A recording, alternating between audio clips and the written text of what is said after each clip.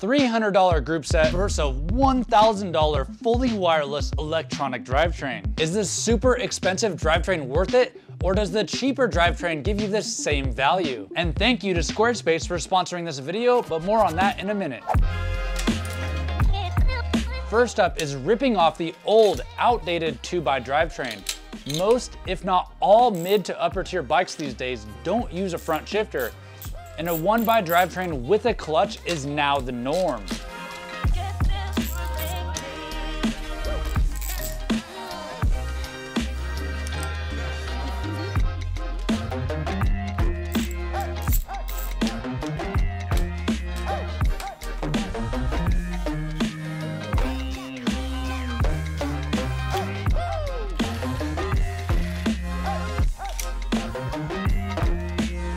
Now that we have a blank slate, on my low bike, I'm installing a Shimano SLX 12-speed that I bought as a new takeoff from someone in the Saga squad. Since I have an unlimited budget, I'm installing a fully wireless SRAM XX1 AXS.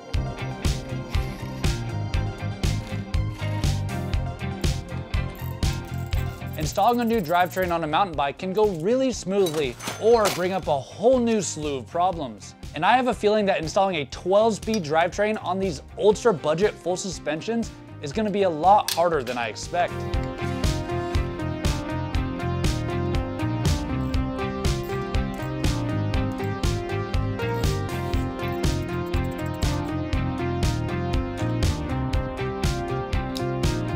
Everyone that knows me knows that I like to stand out on the trail, so check this out. Garber up lightweight pulley wheels, because you know, the stock XX1 derailleur isn't flashy enough.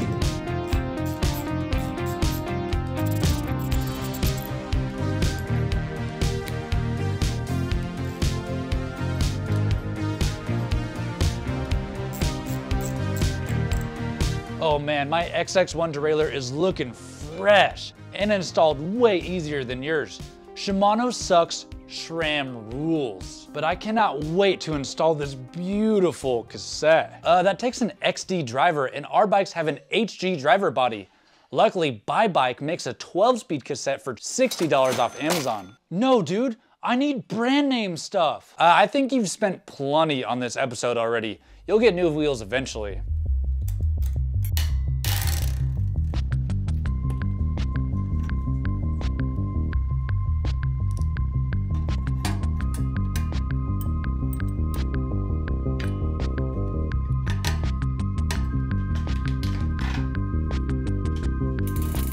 Here's where I have a major problem. My SLX cassette is for a micro spline driver body and will not fit the stock hub.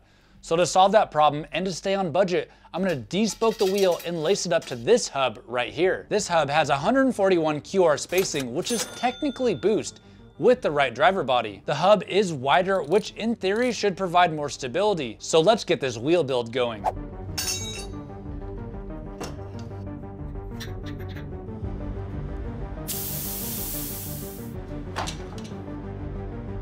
It might look like wheel building is easy in my videos because of the power of editing. The bane of my existence is losing the nipples in the rim, which is a nightmare to get out.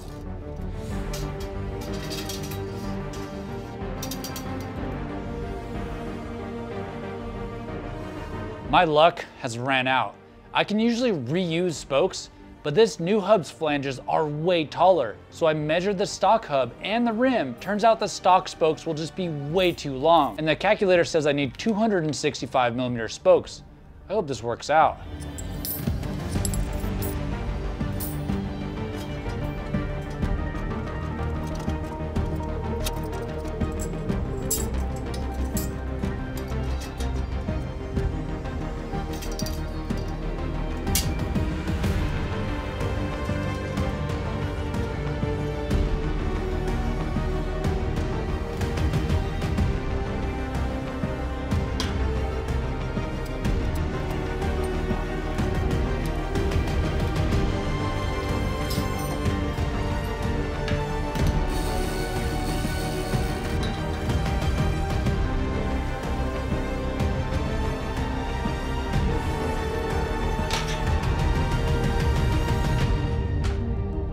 Phew, I am glad that wheel build worked out, but I need some trail therapy. Now we're out here at the trail, and this is my new segment called Clean for Green. And Derek, I challenge you to clean this climb, and if you can do it in 1 minute, I'll give you $10. Let's do it. While he's doing that, I'm gonna tell you about this video's sponsor, Squarespace. Making your own website can sometimes be harder than this technical climb, but with Squarespace, it's extremely easy to make your own site and get your own domain.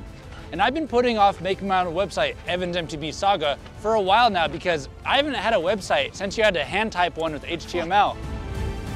Oh, he's almost there. But with Squarespace, I spent about 15 minutes making my own site. It was so easy with the Squarespace templates. Woo! Oh no, he's done and coming back. Now I'll have my own website for my brand to have blog posts, affiliate links, and maybe a merch store. Hey Derek, do you have a website? Yeah. You do? All right. So go check out squarespace.com for a free trial. And when you're ready to launch, go to squarespace.com/EvansMTBSaga to save 10% off your first purchase of a website or domain. All right, well, looks like I need to make that challenge a little bit harder. Here's $10 and you owe me a like. All right, that was fun. Here, Chad, take this. Another cheap sprocket. Wait a second, bro, we have a problem. This stock crankset is riveted. We can't even change out the chainring. All right, well, you're gonna have to use this old Dior crankset I had laying around, and I'm gonna use this crankset off my Polygon Siskiyou D7.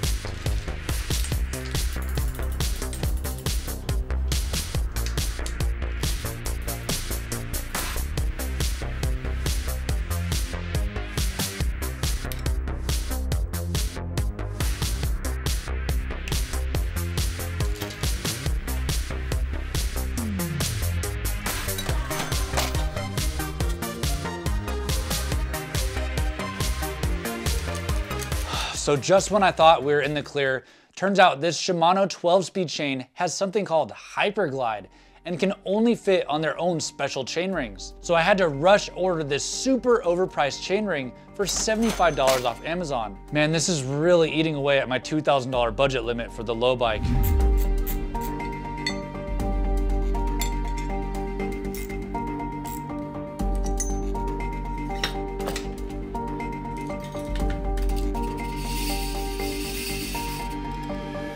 Despite the compatibility hassles and spoking a new hub, this derailleur itself was extremely easy to tune. Only a few small adjustments and the shifting was near perfect. As a do-it-yourself bike mechanic, I'd say that didn't take much effort at all.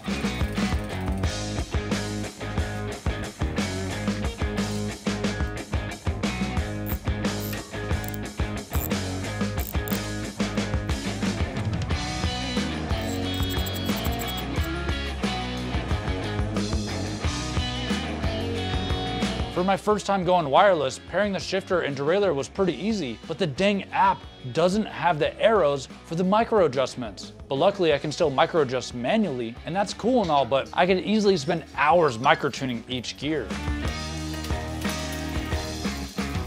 The bikes are complete and the high bike now weighs 32.8 pounds and the total project cost is up to $4,400. The low bike now weighs 33.2 pounds and has now cost $2,060 thanks to all the specialty parts that I had to buy for the Shimano group set. And we haven't even got to the rear shock, wheels, and tires yet. So why don't you subscribe to help me out? The AXS shifter feels like it has the strangest buttons, almost like you're clicking a mouse. But you can hold down the shifter to shift all 12 gears with one press, which is actually pretty cool. The Dior shifter, on the other hand, can shift 3 gears with one big press. To get a good comparison, I'm gonna time how fast each bike can shift all the way up and all the way down.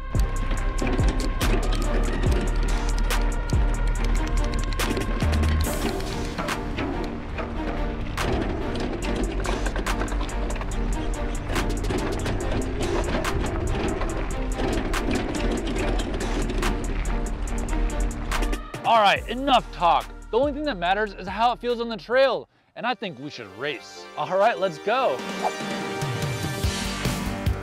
The low bike's SLX drivetrain was very crisp, and I feel like that's because of the cable. To me, that feeling of an easy, light shifter press is what a quality drivetrain feels like. The high bike's group set felt really responsive, and it's great for someone who's super active on the gearbox, like me. But sometimes I feel like there's a delay with the shifter, but that'll all be fixed when I get the good cassette on. On the descent, there was virtually no chain slap on both bikes, and any worries about a dropped chain were eliminated. Both low and high bike drivetrains were a significant improvement and both equally capable. Across the line, it was basically a tie. So after riding both bikes, I noticed something weird. Even though the low bike is heavier, it feels more crisp and put together, especially since I did my Bomber 4CAC. I'm not sure why, but it just feels more snappy. The high bike is kind of in a weird spot right now. It just feels too uppity, and the upgrades don't feel cohesive with the entire bike. But I hope that upgrading the rear shock will fix that. Of course you'd say that, but which one would you buy if you had to buy it for your own bike? The expensive AXS or the affordable Shimano? Well, my issue is more SRAM versus Shimano. It's extremely frustrating to have compatibility issues and have to pay $80 for a chainring. With the SRAM, the XX1 chain fit on anything. An old chainring, a cheap 12-speed cassette, anything. With the Shimano derailleurs, I really don't like the cheap plastic clutch switch that you sometimes forget to even switch on. SRAM has that awesome lock button for when you're working on the bike, and this XX1 just feels super high quality and durable. But for over $1,000, top of the line XX1 isn't worth it for a casual, and I don't think the extra money is worth it for electronic shifting either, especially when it has that dead shifter feeling. And if I was gonna buy a drivetrain again, I'd go with a SRAM GX or X01 cable actuated. Come on, man, why don't you live a little? What is that? How much did you spend?